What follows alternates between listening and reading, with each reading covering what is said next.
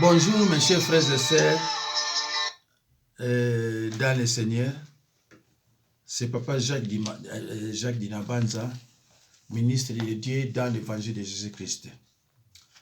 Le thème de cette prédication est intitulé « L'humilité est une vertu qui nous aide à grandir spirituellement ».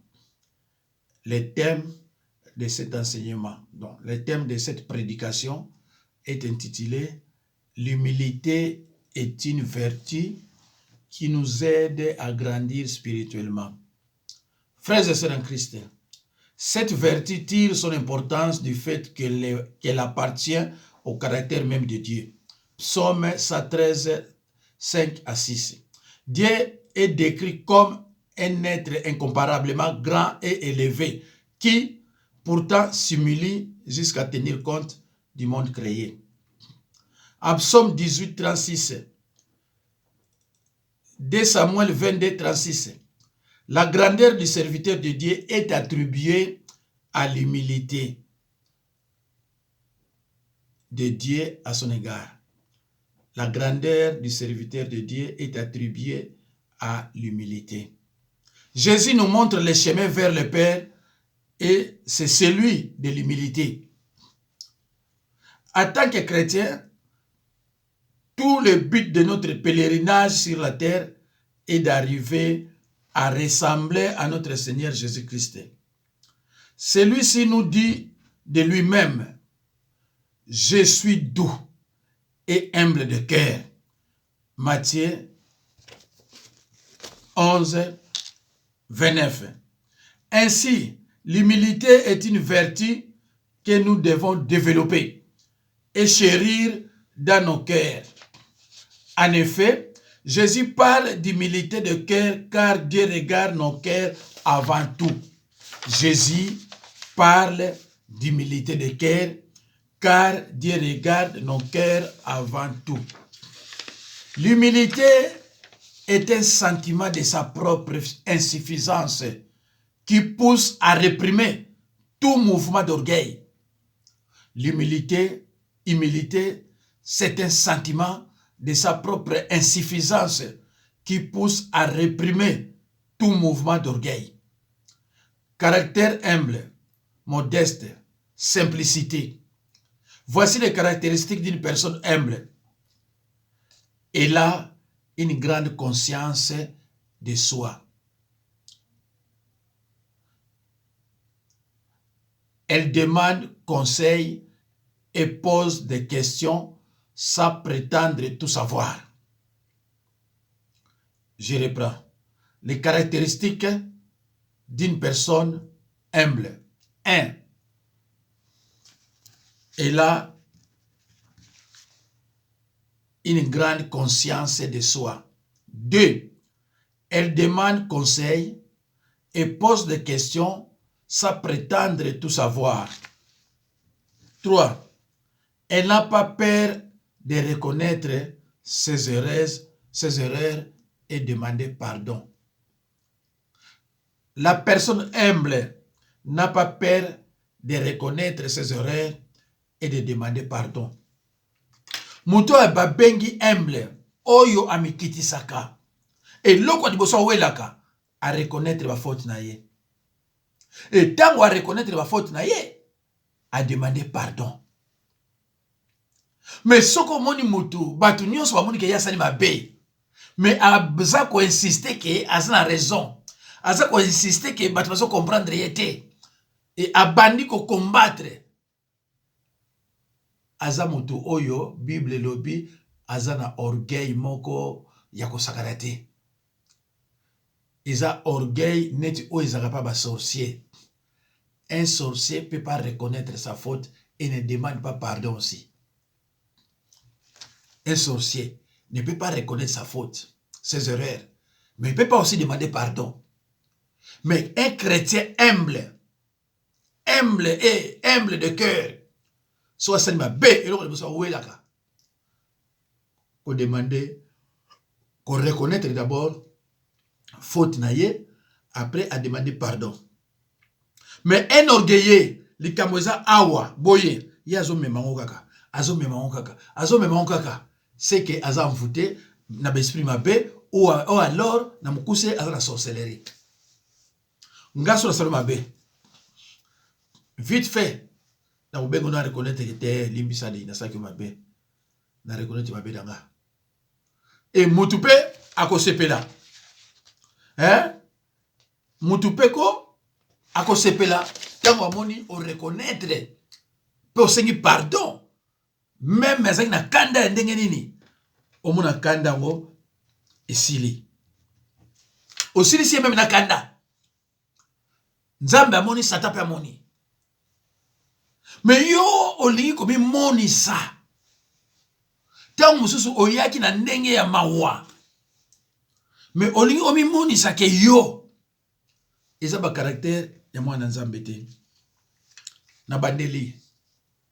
Les caractéristiques d'une personne humble. 1. Elle a une grande conscience de soi. 2. Elle demande conseil et pose des questions, sans prétendre tout savoir. 3. Elle n'a pas peur de reconnaître ses erreurs et de demander pardon. 4. Elle fait preuve d'une grande écoute. Elle fait preuve d'une grande écoute.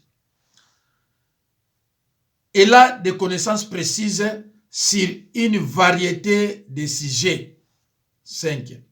L'humilité est une attitude de vérité à l'égard de Dieu, à l'égard des autres et de soi-même. Elle s'oppose à l'orgueil, à la suffisance et à l'arrogance. L'humilité est une vertu qui nous aide à grandir spirituellement. Elle signifie que nous vivons sans regarder les autres de haut.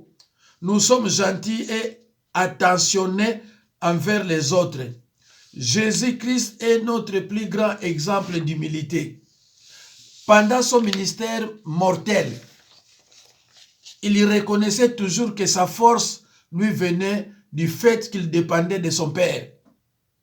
Il a dit, « Je ne puis rien faire de moi-même.